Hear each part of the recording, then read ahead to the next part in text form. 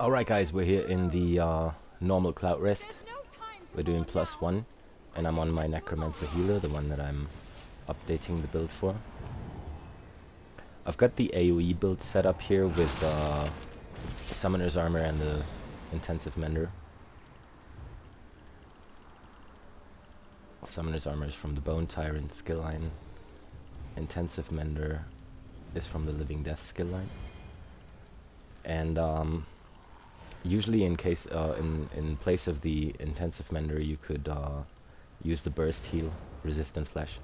But for this trial especially, I think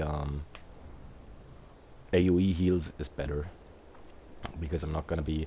The group should be stacked anyway, that's why I'm demonstrating the healer here, because it's a beautiful trial to heal, especially with this setup, when you've got all reams on your back bar, and you can always do your healing circle here.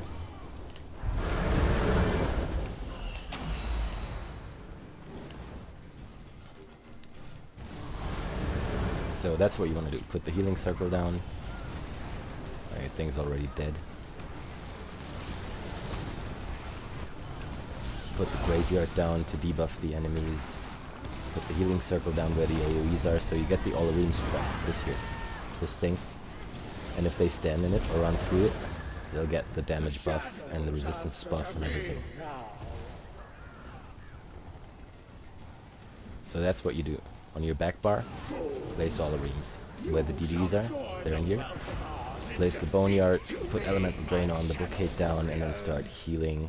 Healing Springs, Combat Prayer. Throw an orb after Combat Prayer if you're using the Asylum stuff, because orbs are the most expensive thing you've got on your bar. And they'll be cheaper after the Combat Prayer. That's what the Asylum's Restoration stuff does. So that's how we're going. Especially in this trial, always just run after the Fat Slug, put all the reams down. Second healer's got a 2 IC. Put the graveyard down to debuff the boss. And then just go with Healing Springs. Obviously in the next update you can only do 1 Healing Springs, but you'll be fine, we've got great AoEs. Also what I forgot is always keep your Summoner's Armor and your Spirit Mender up. I was just talking a lot right now, hence I forgot that, but yeah, always keep Summoner's Armor and Intensive Mender up. Place the All-Room Circle there. Healing Springs, Combat Prayer, Orb, Graveyard, Elemental Drain, Blockade. Where is he? Over there. Let's help this guy out. And then put the circle down right at the tail, so the DDs can get in it.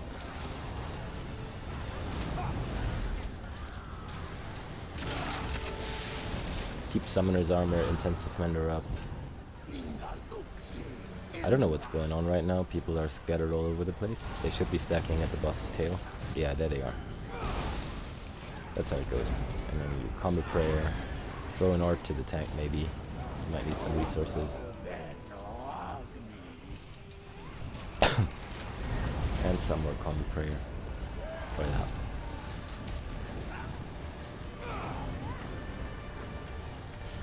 There he is. Circle down for the DDs to get in. Graveyard, Drain, Blockade, Healing, Combat Prayer, Orb, keep the armor up. You know where this is going. Pretty simple. It's just a very nice raid to showcase the setup, because the boss keeps on porting and the DDs are stacking very well. Alright, he'll be over there. So let's get all the rooms here for everyone to get in. Debuff him, Elemental Blockade.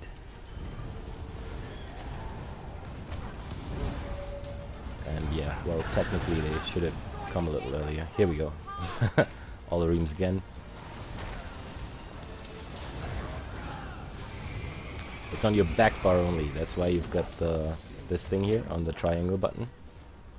The Enduring Undeath. Put that there, and all the rings is gonna spawn. The other healer already had put it there. Good heals. Combat prayer, orb. In this trial, just throw the orb to the tank because people are getting enough heals anyway from all the AoE stuff that's going on. This is Cadwell's favorite, by the way, the green circle that's going off. Very good healing set. So we're keeping the armor up, we're putting Olareams on them so they get the buff. Ellie Drain, Graveyard, Blockade, Healing Springs. You can only do one Healing Spring in the next patch, so Combat Prayer, Orb. Throw the Orb either to the tank or into the group. Doesn't really matter. Alright, we should be getting a side boss now. There he is. That's what they have to focus on. There's Cadwell's favorite. So, let the side boss go. Yeah. I'm not gonna not sure where the DDs are going. Ah, here's the tank. Okay, still there. Get all the rooms there.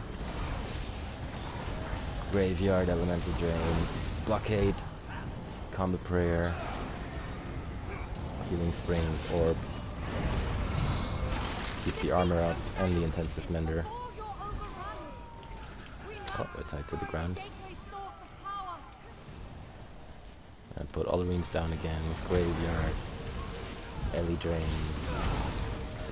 Obviously Warhorn. I've completely been ignoring the ultimates right now because I've been explaining stuff.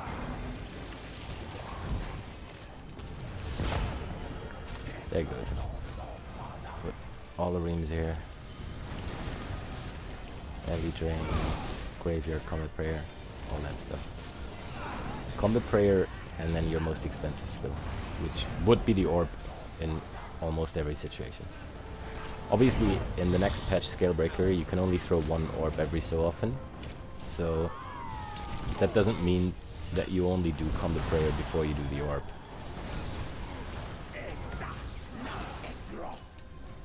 Because Combat Prayer is important to keep up. It buffs the whole group there, gives them resistances and everything.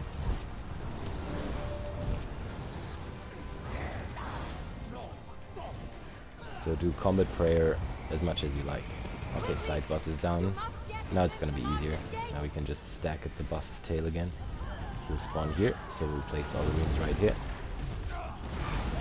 Cadwell's going off. Nice. Debuff the boss, Ellie Drain, Elemental Blockade. Get some Healing Springs in, and then Combat Prayer on the group. Throw an Orb.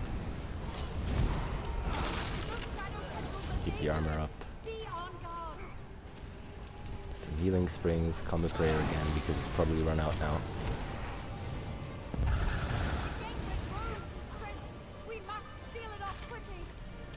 I'll quickly go grab that shard here since nobody seems to be doing it.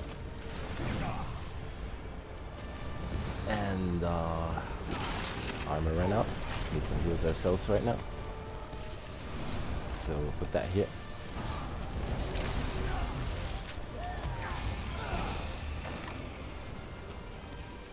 Is everybody down? Except for me and these other two guys.